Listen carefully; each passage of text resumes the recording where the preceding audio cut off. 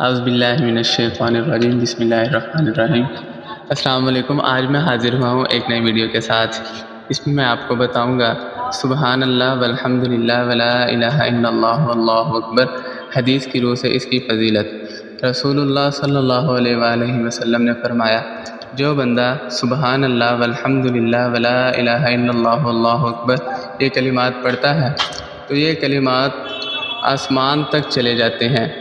پہلا آسمان کراس کرتے ہیں، پھر دوسرا، حتیٰ کہ اللہ کے عرش تک یہ کلمات پہنچ جاتے ہیں اور اللہ کے عرش کے ارد گرد گھومنے لگتے ہیں۔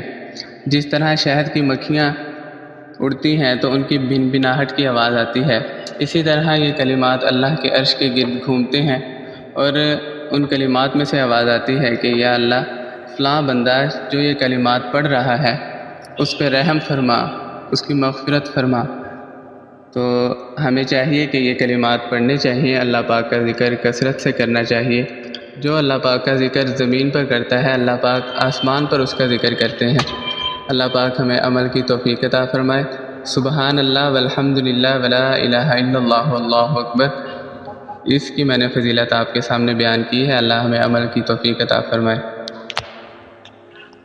آمین ثم آمین۔ جن لوگوں نے ابھی تک ہمارے چینل کو سبسکرائب نہیں کیا وہ ابھی سبسکرائب کریں اور ساتھ بیل آئکن پر بھی کلک کر کے ہماری لیٹسٹ ویڈیو کے بارے میں اپڈیٹ جانیں۔